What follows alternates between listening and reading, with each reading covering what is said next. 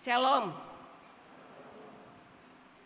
Marilah kita satukan hati dan pikiran kita untuk datang beribadah kepada Tuhan. Mari kita saat teduh sejenak.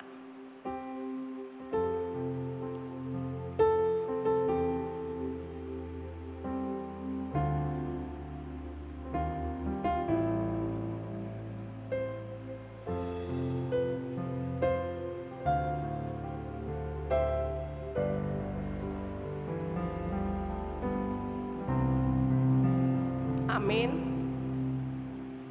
Mari kita memuji Tuhan dari Kidung Jemaat nomor 21 ayat yang pertama dan ayat yang kedua.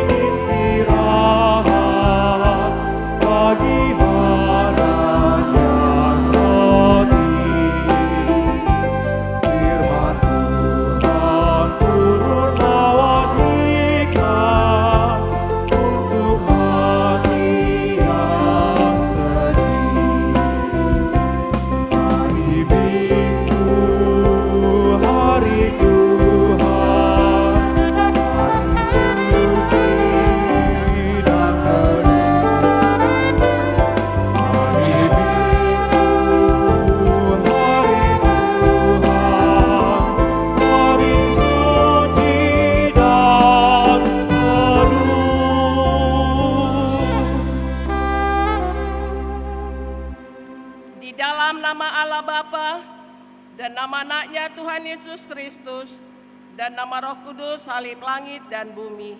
Amin.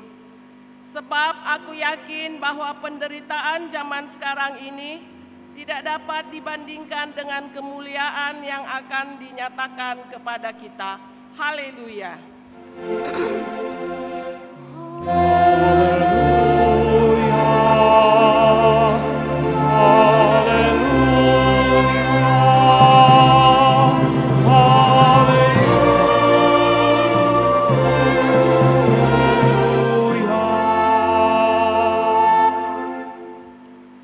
Kita berdoa. Ya Tuhan Allah pencipta yang maha kuasa, berikanlah kepada kami iman yang hidup dan menghasilkan buah-buah yang nyata dalam perkataan dan perbuatan kami. Perbaharuilah kami senantiasa sebagai ciptaan-Mu yang baru di dalam Yesus Kristus, agar kehadiran dan kehidupan kami menjadi berkat bagi seisi dunia ini. Ingatkanlah kami juga akan tanggung jawab kami terhadap ciptaan-Mu, agar kami tidak bertindak sewenang-wenang, menghabiskan sumber-sumber alam yang Engkau anugerahkan kepada kami untuk dikelola dengan penuh tanggung jawab. Ingatkanlah kami juga akan tanggung jawab kami kepada anak cucu kami, yang akan mengalami dampak dan akibat tindakan terhadap alam ciptaan-Mu.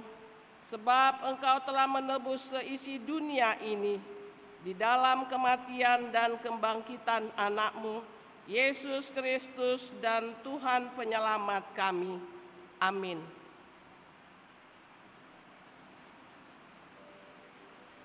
Mari kita Bernyanyi dari Kidung Jemaat 235 ayat 3 dan 4.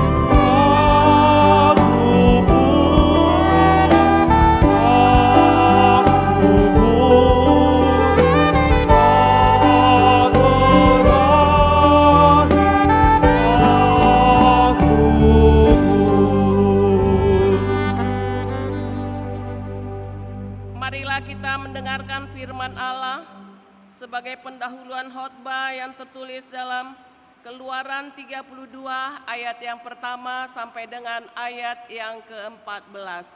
Kita membaca secara responsoria. Demikian firman Tuhan. Ketika bangsa itu melihat bahwa Musa mengundur-undurkan turun dari gunung itu, maka berkumpullah mereka mengerumuni Harun dan berkata kepadanya, "Mari, buatlah untuk kami Allah yang akan berjalan di depan kami, sebab Musa ini orang yang telah memimpin kami keluar dari tanah Mesir. Kami tidak tahu apa yang telah terjadi dengan dia." Lalu berkatalah Harun kepada mereka, "Tinggalkanlah anting-anting emas yang ada pada telinga istrimu, anakmu laki-laki dan perempuan, dan bawalah semuanya kepadaku." Lalu seluruh bangsa itu menanggalkan anting-anting emas yang ada pada telinga mereka dan membawanya kepada Harun. Tutupnya dengan dan buatnyalah daripadanya anak lembu tuangan. Kemudian berkatalah mereka, "Hai Israel, inilah Allahmu yang telah menuntun engkau keluar dari tanah Mesir." Ketika Harun melihat itu, didirikannya mezbah di depan anak lembu itu.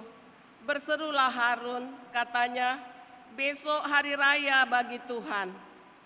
Dan keesokan harinya pagi-pagi, maka mereka mempersembahkan korban bakaran dan korban keselamatan. Sesudah itu duduklah bangsa itu untuk makan dan minum. Kemudian bangunlah mereka dan bersukaria. Berfirmanlah Tuhan kepada Musa, "Pergilah, turunlah, sebab bangsamu yang kau pimpin keluar dari tanah Mesir telah rusak lakunya." Segera juga mereka menyimpang dari jalan yang kuperintahkan kepada mereka.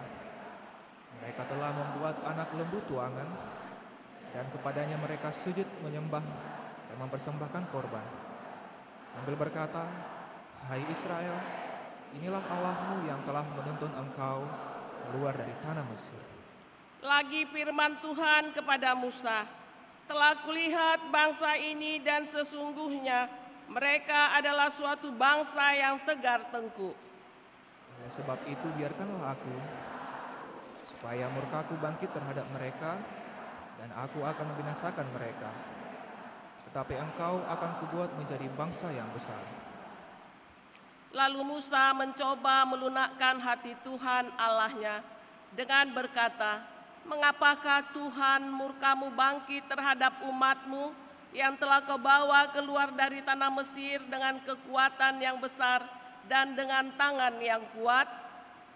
Mengapakah orang Mesir akan berkata, Dia membawa mereka keluar dengan maksud menimpakan malapetaka kepada mereka dan membunuh mereka di gunung dan binasakannya dari muka bumi? Berbaliklah dari murka yang menyala-nyala itu dan menyesallah karena malapetaka yang hendak kudatangkan kepada umatmu.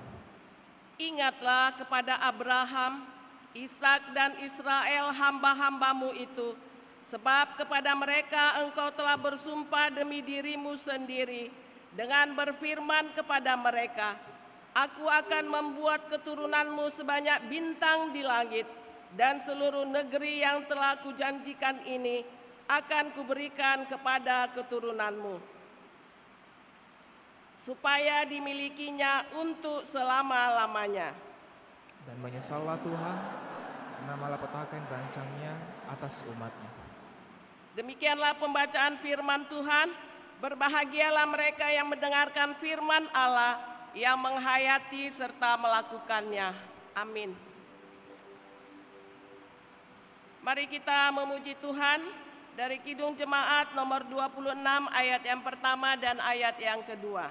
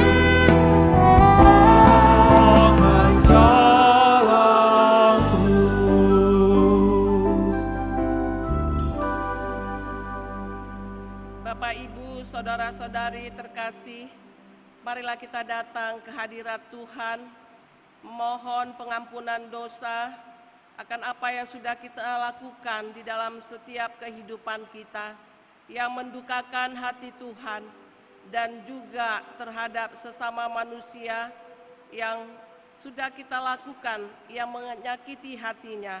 Karena itu mari kita mohon pengampunan dosa.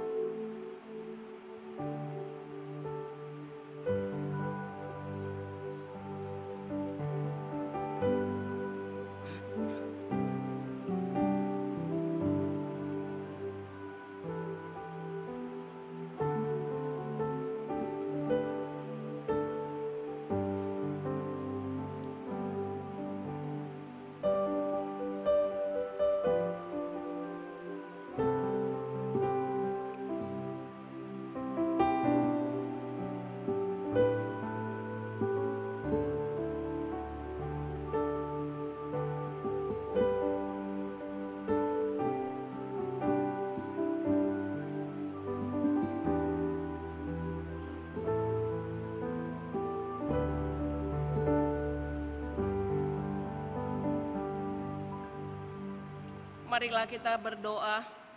Ya Allah Bapa kami yang Maha Kuasa dan Maha Pengasih, kami orang berdosa yang hina ini datang ke hadapan-Mu yang Maha Suci dan Maha Mulia itu, untuk menyembah sujud di hadapan-Mu, memohon keampunan atas segala dosa dan kejahatan kami. Kami tiadalah kebenaran di dalam diri kami, dan kami senantiasa menyimpang dari jalan-Mu, serta melanggar hukum-Mu. Kami tidak memuliakan nama-Mu dari segenap jiwa dan raga kami, dan saudara-saudara kami tidak kami kasihi seperti diri kami sendiri. Oleh karena itu, wajarlah kami kena murka-Mu dan dihukum selama-lamanya.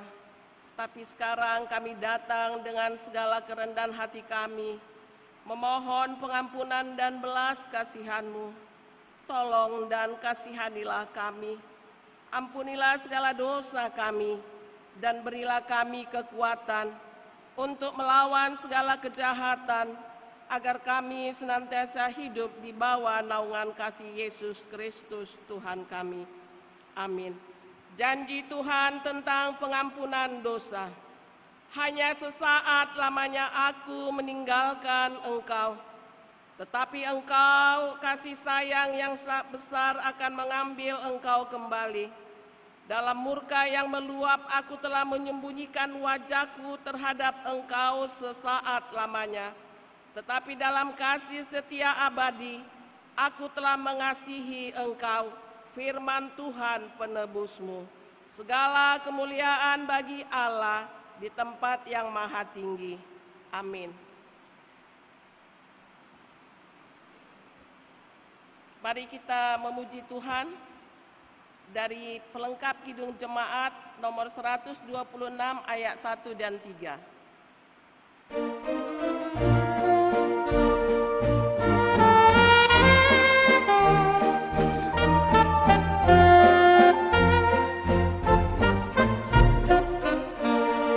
Hanyalah Yesus Juru Selamat, Dialah sumber hidup bakal.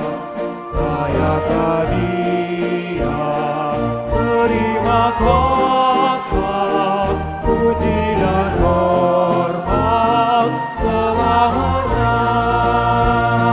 Hanyalah Yesus Juru Selamat, aib dan dosa dihapuskan. Hanyalah Yesus Juru Selamat, hidup abadi diberikannya. Meskipun susah maupun derita, hanyalah Yesus menolongku. Meski gelombang yang menghempaskan, hanyalah Yesus penolongku. Hanyalah Yesus Juru Selamat, aib dan dosa dihapuskan. Hanyalah Yesus Juru Selamat, hidup abadi diberikannya. Marilah kita mendengarkan firman Tuhan sebagai petunjuk hidup baru. Yakobus 4 ayat 17. Demikian firman Tuhan. Jadi jika seorang tahu bagaimana ia harus berbuat baik, tetapi ia tidak melakukannya, ia berdosa. Demikian firman Tuhan. Marilah kita sama-sama memohon kekuatan daripada Tuhan. Ya Allah Bapa kami, berilah kami kekuatan untuk melakukan yang sesuai dengan firman-Mu. Amin. Mari kita bernyanyi dari pelengkap Kidung Jemaat nomor 187 ayat 1 dan 3.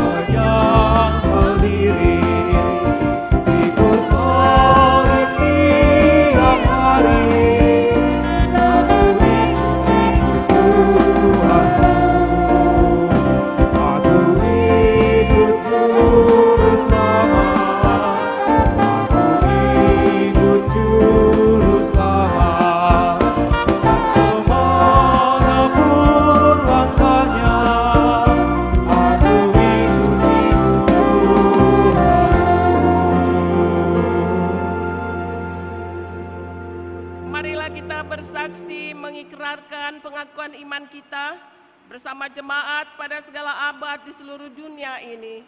Mari kita sama-sama mengucapkannya.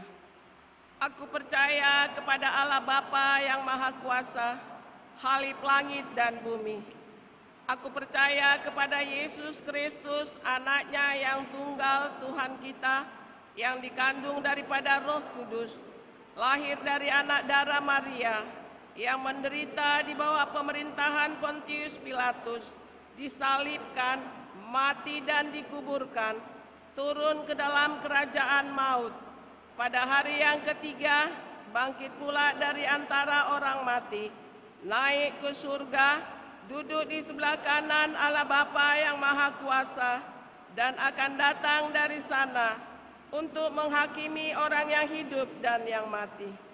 Aku percaya kepada Roh Kudus, gereja yang kudus dan am, persekutuan orang kudus, pengampunan dosa, kebangkitan daging, dan hidup yang kekal. Amin. Mari kita siapkan hati kita untuk mendengarkan firman Tuhan.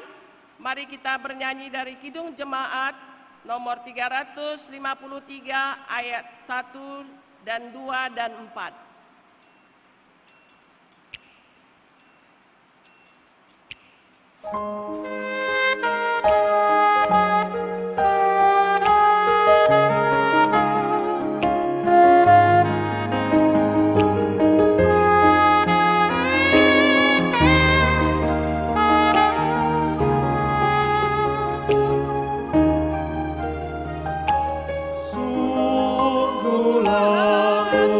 Tuhan Yesus memati.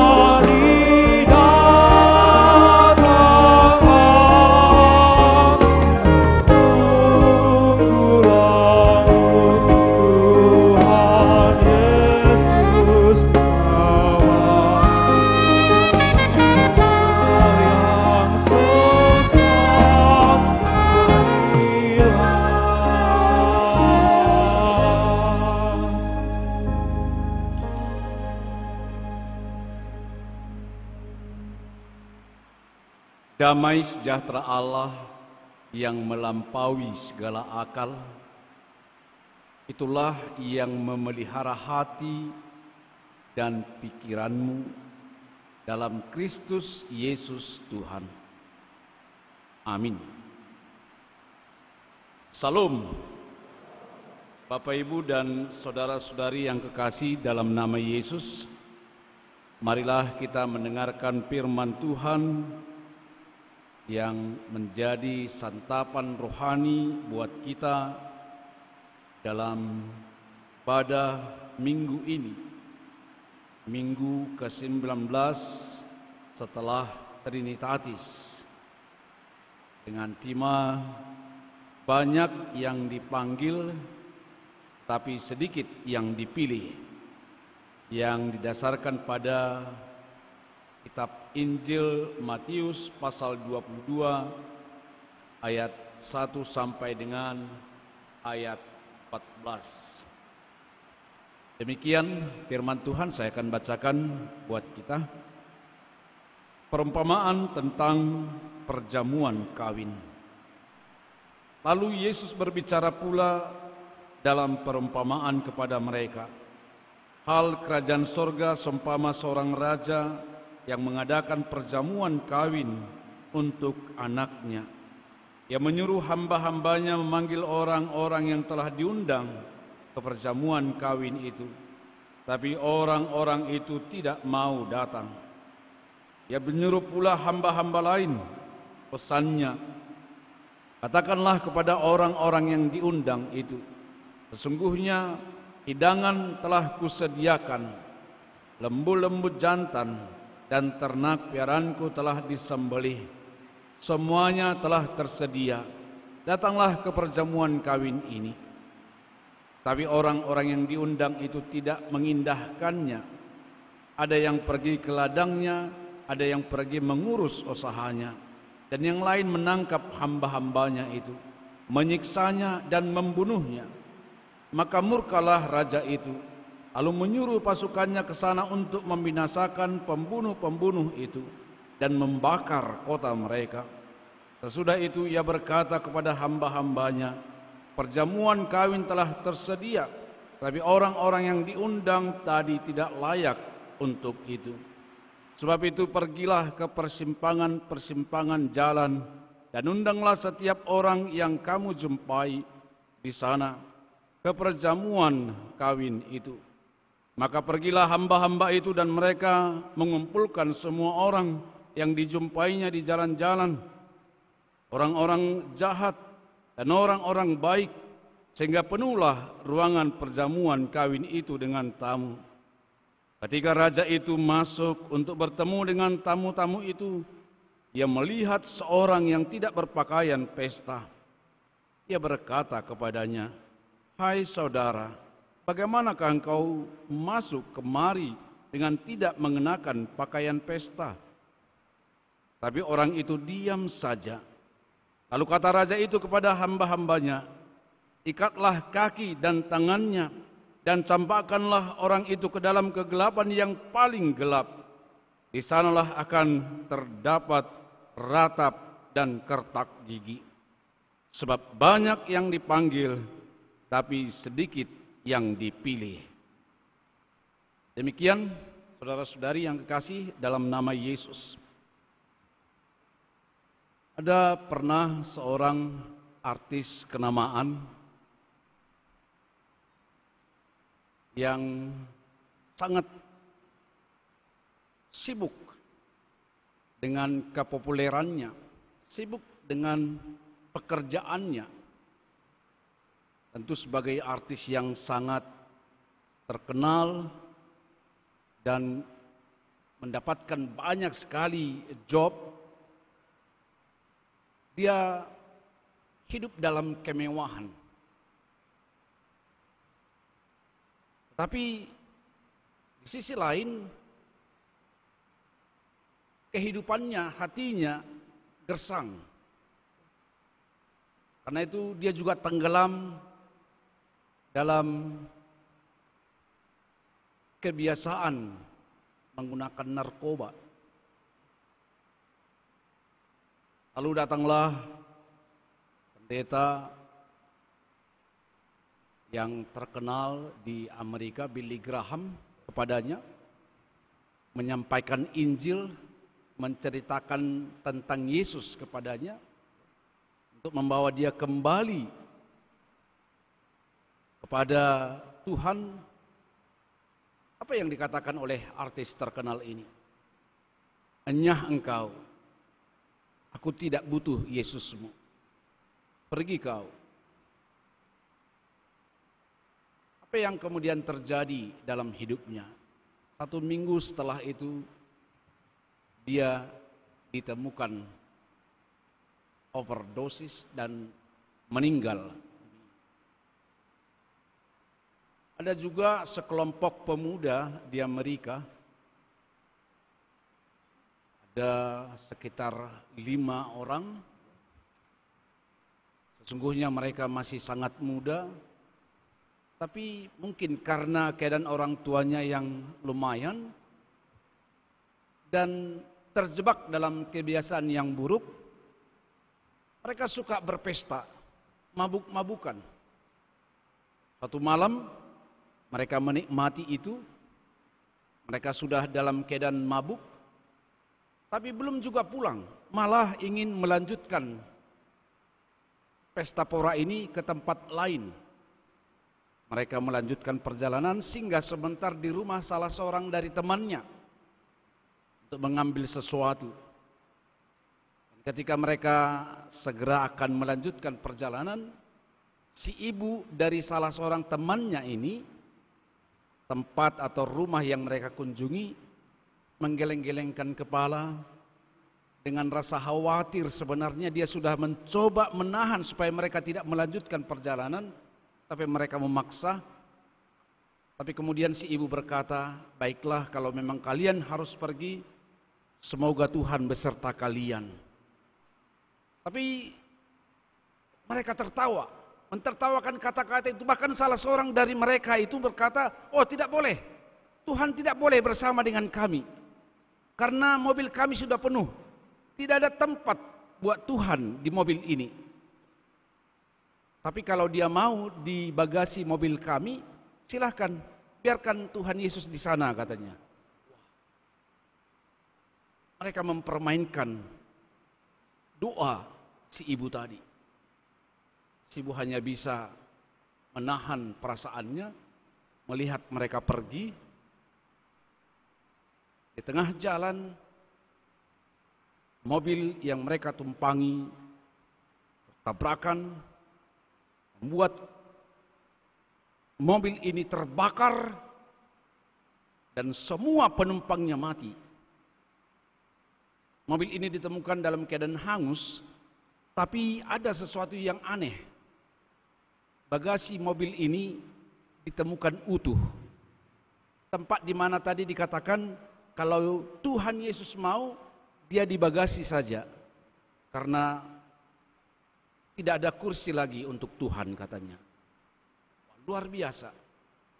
Saudara-saudari yang kekasih dalam nama Yesus, firman Tuhan hari ini, Injil, kabar baik, kabar sukacita buat kita hari ini. Yesus mengundang kita semua untuk masuk dalam kerajaan Allah. Undangan untuk kerajaan Allah itu terbuka untuk semua. Satu perkataan Yesus yang masih tetap kita ingat dan harus tetap kita hidupi. Marilah kepadaku, hai kamu yang letih, lesu dan berbeban berat. Marilah kepadaku, hai kamu semua yang letih, lesu. Undangan Tuhan ini terbuka sampai hari ini.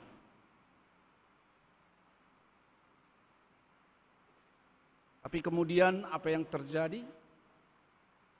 Yesus membuat sebuah perumpamaan. Ini sebenarnya sudah bermula dari pasal 21. Yesus menjelaskan hal kerajaan Allah. Kerajaan Allah ini terbuka untuk semua. Tapi kita melihat dalam ayat 43 pasal 21 yang menjadi dasar dari pasal 22 ini. Sebab itu aku berkata kepadamu bahwa kerajaan Allah akan diambil daripadamu dan akan diberikan kepada suatu bangsa yang akan menghasilkan buah kerajaan itu. Kepada siapa Yesus berkata ini? Ayat 45. Ketika imam-imam kepala dan orang-orang Farisi mendengar perumpamaan Yesus, mereka mengerti bahwa merekalah yang dimaksudnya. Nah, setelah itulah kemudian mereka mulai merancang sesuatu yang jahat kepada Yesus.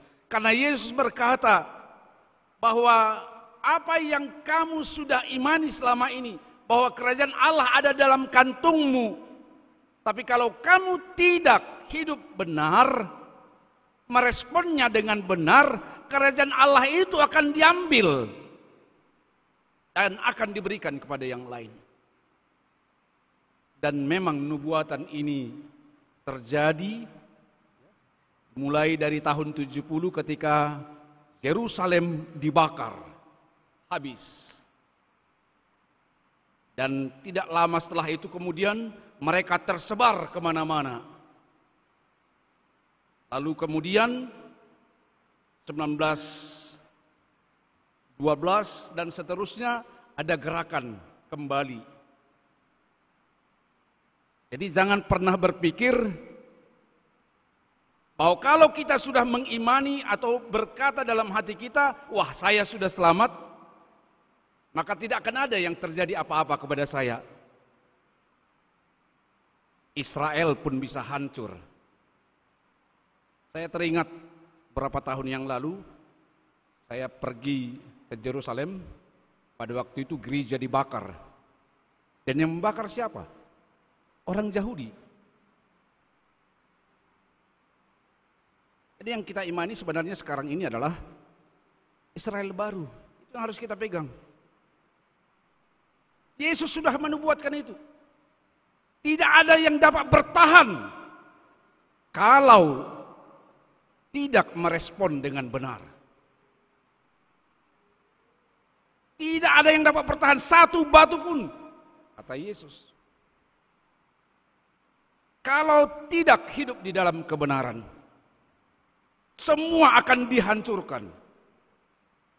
Jadi jangan dengan kebanggaan yang tidak berdasar lalu kita berkata, wah ini pasti luar biasa, pasti bisa. Bisa kalau kita tidak meresponnya dengan benar. Saudara-saudari yang kekasih dalam nama Yesus, perumpamaan ini luar biasa. Walaupun memang secara narasi ini sangat aneh ya. Tapi memang ini sudah didesain oleh Yesus. Kisah ini luar biasa. Bayangkan seorang raja melakukan pesta, mempersiapkan semuanya. Anak raja mau menikah, semuanya sudah disediakan, disembelih, lalu diundang, tapi ditolak. Bukan hanya ditolak, hamba yang mengundang itu pun mengingatkan untuk kedua kalinya, dibunuh. Luar biasa. Bukankah ini kejahatan yang luar biasa? Siapa yang tahan dengan ini? Raja seperti apa yang bisa tahan dengan ini? Yang mengundang itu, hambanya itu dibunuh. Lalu perintah binasakan. Belum selesai pembinasaan, api mungkin masih menyala-nyala, berkobar-kobar. Undangan kepada yang lain. Oke, kalau kalian menolak, kepada yang lain. Saya teringat murid-murid Yesus dari Yerusalem hanya satu. Dari luar Yerusalem lah yang lainnya. Dari Galilea. Mari kita lihat ini. Supaya kita jangan hanya terbius mengatakan, wah saya sudah selamat, maka saya boleh main-main. Enggak boleh. Memang benar Israel yang pertama Tapi banyak sekali ayat teks kita yang mengatakan dialihkan. Orang-orang Yunani, bahkan Paulus keluar. Kalau hanya di sana, mungkin tidak akan tersebar. Dimusnahkan. Jadi tidak ada yang tidak mungkin di hadapan Tuhan. Lalu kemudian apa yang terjadi? Ini kemudian diundang. Wah, mereka menyambutnya. Tapi kemudian ada salah seorang. Wah, ini kan memang ini aneh memang ya. Dan ini memperlihatkan kepada kita proses masuk ke dalam kerajaan Allah itu sangat panjang dan membutuhkan proses. Walaupun harus dimulai dengan nanti tanggapan pribadi. Ditemukan salah seorang ini mau mewakili semua sebenarnya. Karena ini perumpamaan adalah simbol ya. Mewakili yang lain. Lalu kemudian, wah, kenapa kamu tidak berpakaian pesta? Kalau kita hari ini diundang oleh seorang yang terhormat, pasti kita juga merasa terhormat. Dan karena kita merasa terhormat, pasti kita akan tidak sembarangan. Pasti kita akan menyesuaikan diri. Tentu dengan apa yang bisa. Lalu ditemukan, wah, kenapa kau tidak berpakaian pesta? Dia diam saja. Lalu juga apa yang terjadi? Dibawa ke tempat kegelapan yang paling gelap, di mana di sana ada kertak gigi, ratap tangis. Perumpamaan ini sangat keras. Dan ini harusnya membangun kesadaran kita. Yang pertama, berikan tanggapan yang benar atas panggilan Tuhan dalam hidup kita. Menolak dan menanggapi secara main-main sama saja. Jadi kita tidak mau menerima Yesus, dihukum. Menerima Yesus, tapi kemudian main-main, wah, ternyata juga dihukum. Tidak berpakaian pesta juga itu adalah simbol sebenarnya. Hari ini, apa yang mungkin membuat kita tidak merespon secara benar panggilan Tuhan dalam hidup kita? Hari ini apakah yang masih membuat kita mengeraskan hati dan menutup telinga kita untuk tidak menjawab? Berikan tanggapan yang benar. Berikan tanggapan yang positif. Terima Yesus dalam hidupmu. Terima Yesus dalam hidup. Mungkin kita sudah melakukan itu ketika kita naik CD atau pada masa bayi. Tapi ini harus terus berlanjut. Itu adalah pintu masuk dalam hidup kita, dalam diri kita, dalam perenungan-perenungan pribadi kita. Kita harus terus meyakinkan diri kita untuk tetap hidup di dalam Yesus, menerima Yesus. Apa kata Yesus? Di luar aku, kamu tidak dapat berbuat apa-apa. Di luar aku, kamu tidak dapat berbuat apa. Yesus adalah Allah yang datang ke dunia ini menunjukkan solidaritas. Allah yang mengosongkan dirinya untuk memanusiakan kembali manusia yang telah kehilangan kemanusiaannya.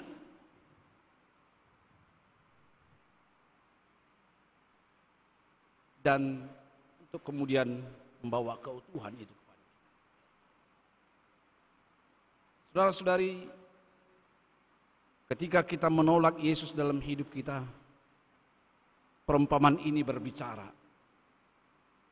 Perumpamaan ini mengingatkan kita untuk hal ini. Antikristus bukan hanya terjadi ketika Yesus disalibkan oleh orang-orang Yahudi. Antikristus bukan hanya ketika kita merenung kembali dulu bagaimana murid-murid Yesus sebagian besar mati oleh karena imannya, oleh orang-orang yang tidak mau mengakui Yesus. Thomas ditombak, mati. Ada juga murid Yesus yang diseret sepanjang kota. Petrus juga mengalami itu, Paulus juga, semua mati, tersiksa. Tapi itu bukan berarti iman kita kalah. Itu berhadapan dengan anti-Kristus. Hari ini kita juga bisa berhadapan dengan itu. Orang-orang yang anti-Kristus berarti orang-orang yang mengambil jalan lain, jalan yang berbeda. Seperti jalan yang Tuhan tetapkan. Mungkin bibit-bibit itu mungkin juga tersimpan. Ketika kita tidak mau mengakui kuasa Allah dalam hidup kita. Thomas Andrew pernah melakukan itu. Pendiri atau pembangun kapal Titanic. Dengan sangat bangganya 1912 bulan April peluncuran kapal Titanic untuk pertama kali, apa yang dia katakan? Inilah kapal termegah yang pernah ada. Tidak akan ada ombak yang bisa menenggelamkan kapal ini. Bahkan Tuhan pun tidak akan sanggup menenggelamkan kapal ini. Bayangkan, itu bibit-bibit antikristus. Apa yang terjadi? Justru tidak lama setelah pelayaran itu dimulai, kapal itu tenggelam. Thomas Andrew yang mengatakan Tuhan pun tidak akan sanggup menenggelamkan kapal ini, mati bersama 1.500 orang lainnya penumpang. Ketika kita mengambil jalan yang berbeda, seperti jalan yang sudah Tuhan tetapkan dalam hidup kita, sesungguhnya bibit antikristus itu sudah ada pada kita. Orang-orang yang menjolimi sahabatnya, temannya, saudaranya tidak akan sanggup bertahan di hadapan Tuhan. Kita tidak boleh memiliki pemikiran yang dangkal. Kalau Tuhan sudah tetapkan, ya Tuhan akan tetapkan terus seperti itu. Karena apa? Karena setiap orang juga Tuhan mau supaya dia berbuah. Berbuah, sama seperti yang dikatakan tadi dalam pasal 21. Menjadi latar belakang teks ini. Kerajaan Allah itu akan diambil kepadamu dan akan diberikan kepada orang lain yang akan berbuah. Jadi karunia Tuhan itu bukan gelap mata. Karunia Tuhan itu bukan sesuatu yang mistis. Kalau sudah dimulai oke. Tapi sesungguhnya semua dinilai dari buahnya. Mari saudara-saudari yang kekasih dalam nama Yesus, jangan keraskan hati. Akui Tuhan dalam hidupmu, akui Tuhan dalam segala laku. Dan kedua, kalau kita sudah mengakui Tuhan dalam hidup kita, jangan bermain-main, jangan melakukan sesuatu yang tidak matching dengan kehendak Tuhan, dengan hati Tuhan. Kerajaan Allah tadi diumpamakan perumpamaan apa tadi? Perjamuan kawin. Perjamuan kawin, tempat seharusnya bersuka cita. Gereja adalah tempat kita merayakan pesta keselamatan. Pesta pemulihan Tuhan. Gereja, persekutuan kita, rumah kita, tubuh kita adalah tempat kita pesta merayakan anugerah Tuhan yang luar biasa. Merayakan pengampunan Tuhan, merayakan pemulihan Tuhan, merayakan pertolongan Tuhan, merayakan sukacita di dalam Tuhan. Tapi awas, kalau kita tidak berpakaian yang matching dengan pesta itu, kita akan ditarik keluar. Pertanyaannya sekarang, apakah hari ini kita sudah berpakaian matching dengan pesta rohani itu? Ke gereja harusnya pakaian seperti apa? Pakaian pesta bukan berarti harus baru, mewah, tapi sopan. Kan begitu. Yang mengundang perhatian orang untuk apa namanya? Ya tidak lain-lain. Walaupun memang tidak ada peraturan tertulis pakaiannya harus seperti ini, tapi kita sudah tahu apa pakaian yang sopan ke gereja. Jangan pula pakai rok pendek, apalagi you can see katanya, kan seperti itu ya. Jangan macam-macam, harus matching dengan pesta rohani itu. Gereja bukanlah tempat saling sikut.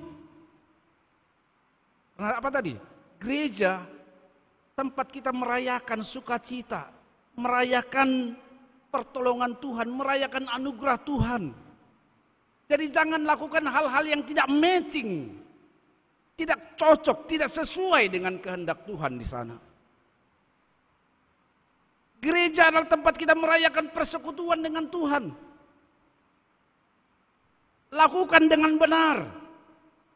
Lakukan sesuai dengan peraturan yang benar. Karena kalau tidak, nggak ada yang tidak mustahil di hadapan Tuhan. Semua bisa rata. Rumah kita, keluarga kita, hubungan kita suami istri dan anak, lakukan matching dengan kehendak Tuhan. Kalau tidak, kita akan melihat sesuatu yang menurut kita tidak, itu akan terjadi. Itu akan terjadi. Jangan main-main. Rumah kita tempat merayakan kasih. Berbagi kasih. Bukan berbagi kebencian, kecurigaan, kekerasan. Bukan. Persekutuan kita dimanapun. Tubuh kita adalah rumah Tuhan, tempat kita menerima anugerah Tuhan. Lihatlah aku mengetuk pintu, kata Yesus dalam kitab Wahyu. Barang siapa yang membuka pintu, aku akan masuk, duduk bersamanya dan makan bersamanya. Sampai hari ini Tuhan mengetuk pintu itu. Mari firman Tuhan hari ini mengajak kita semua, datanglah kepada Tuhan. Perumpamaan ini mengingatkan kita bahwa proses itu sangat pahit, proses itu sangat panjang. Masuklah melalui pintu yang sempit, sesak katanya. Itu mau mengingatkan kita, tidak ada jalan yang lapang sebenarnya. Mengikut Kristus itu berarti kita harus siap menderita. Mengikut Kristus itu berarti kita harus siap berkorban. Mengikut Kristus itu berarti kita harus turut peraturannya Tuhan. Peraturannya Tuhan itu apa? Kasih, pengampunan. Jadikanlah rumahmu, jadikanlah gerejamu, jadikanlah persekutuanmu untuk saling mengasihi, saling mengampuni. Kalau itu tidak terjadi, lihat hal-hal yang menurut yang tidak sesuai atau tidak yang kita harapkan sebelumnya, itu pasti akan terjadi. Kalau engkau pergi ke rumah Tuhan, kamu dia ada di altarnya dan sedang hendak memberikan persembahan, dan kamu teringat akan dosa saudaramu, tinggalkan persembahanmu itu. Itu kata Yesus. Pergi dulu kau berdamai. Baru setelah itu kamu datang.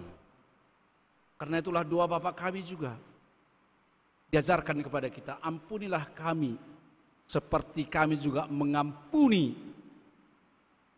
Hari ini seperti kata Tuhan dalam perjanjian lama, pilihlah. Itu ketika mereka akan masuk ke dalam tanah Kanaan. Apakah engkau memilih untuk menyembah Tuhan dengan benar atau tidak? Ada pilihan pada kita. Dan kalau kita sudah memilih menjadi pengikut Kristus yang benar, jangan bermain-main, jangan remehkan Tuhan. John Lennon pernah berkata, The Beatles akan semakin populer, Yesus akan semakin tidak terkenal. Tidak lama setelah dia mengatakan itu, dia ditembak mati. Tancredo Neves, Perdana Menteri Brazil yang akan siap menjadi calon presiden, dia pernah berkata apa? Dia memang sangat populer, sangat hebat. Asal ada saja 500.000 orang memilih aku pasti menjadi presiden. Tidak akan ada orang yang dapat menghalangi saya menjadi presiden. Bahkan Tuhan pun tidak sanggup menghalangi saya menjadi presiden, katanya.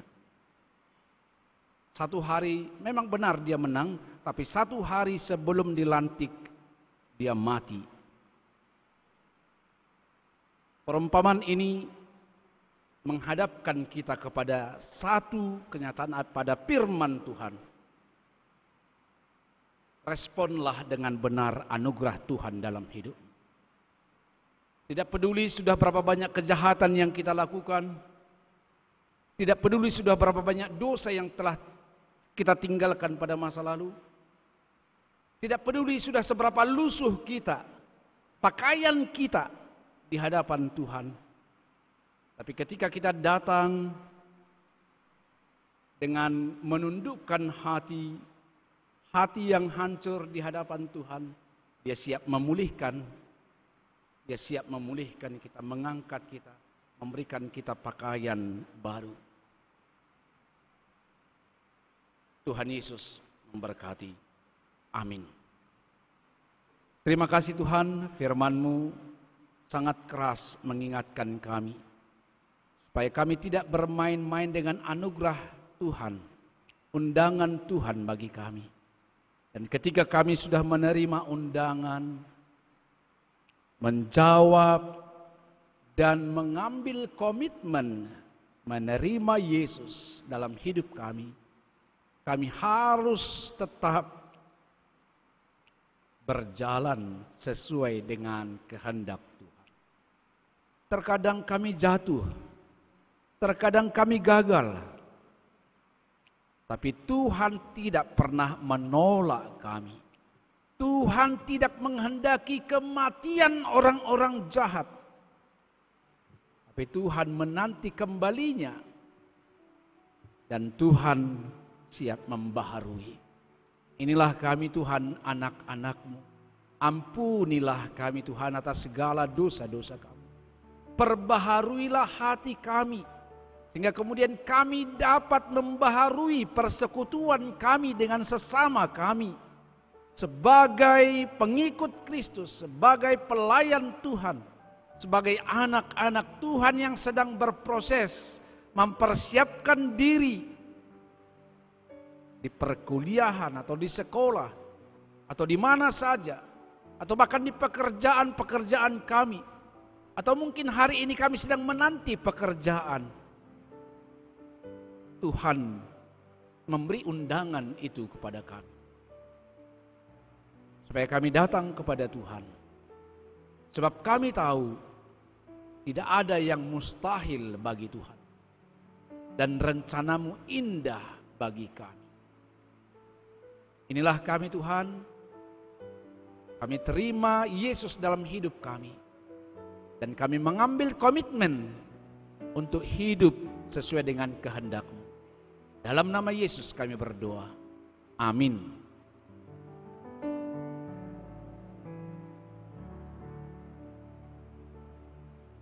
Kita bernyanyi menyambut firman Tuhan.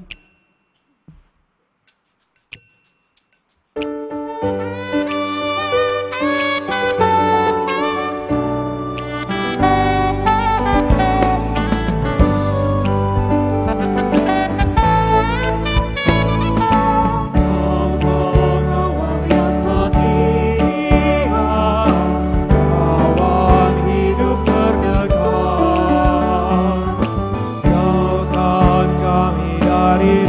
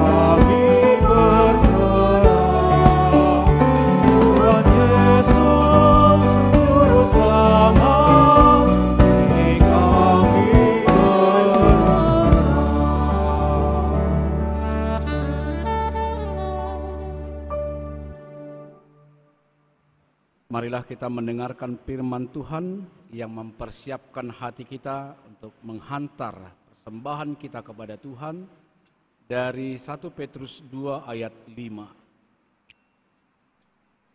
Dan biarlah kamu juga dipergunakan sebagai batu hidup untuk pembangunan suatu rumah rohani bagi suatu imamat kudus untuk mempersembahkan persembahan rohani yang karena Yesus Kristus berkenan kepada Allah. Amin. Kita memberikan persembahan kita.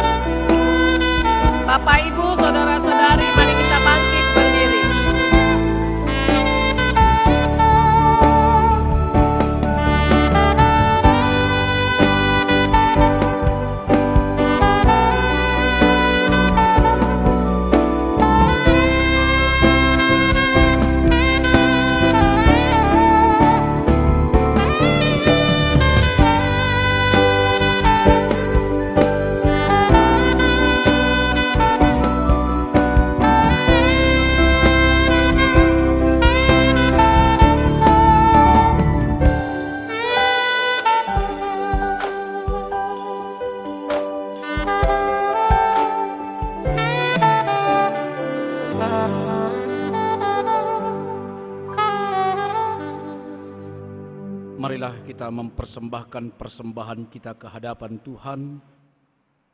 Kita berdoa, ya Allah Bapa kami yang di sorga, kami mengaku dengan setulus hati, Engkaulah sumber segala berkat dan karunia. Di sini kami memberikan persembahan syukur kami kepadamu. Terimalah persembahan umat-Mu dan berkatilah menjadi alat kesaksian, persekutuan, dan pelayanan jemaat-Mu ini. Jadikanlah hidup kami persembahan yang berkenan kepadamu, dan pakailah hidup kami untuk turut menghadirkan tanda-tanda kerajaan-Mu di seluruh dunia ini. Kasih, keadilan, dan damai sejahtera, sukacita. Bukalah hati kami oleh Roh Kudus-Mu, agar kami senantiasa mengucapkan syukur kepadamu, dalam nama Yesus Kristus Tuhan kami. Amin.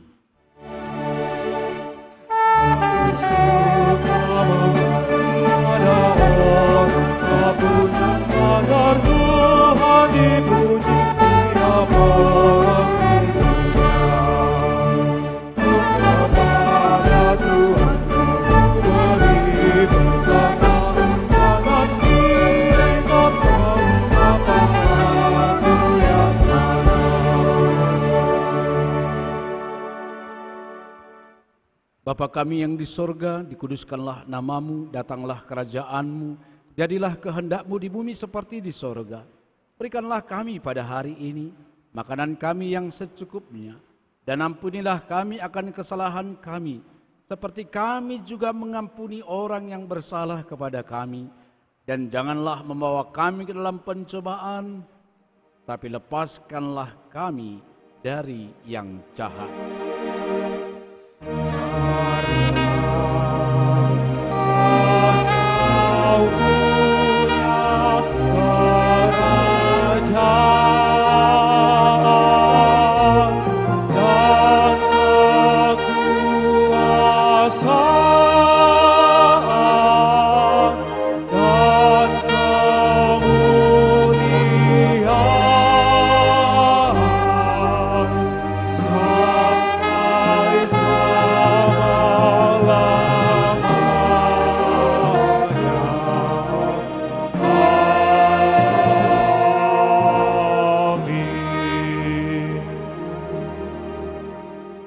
Jemaat Tuhan, pulanglah dalam damai dan arahkanlah hatimu kepada Tuhan. Tuhan memberkati engkau dan melindungi engkau. Tuhan menyinari engkau dengan wajah-Nya dan memberi engkau kasih karunia. Tuhan menghadapkan wajah-Nya kepadamu dan memberi engkau damai sejahtera.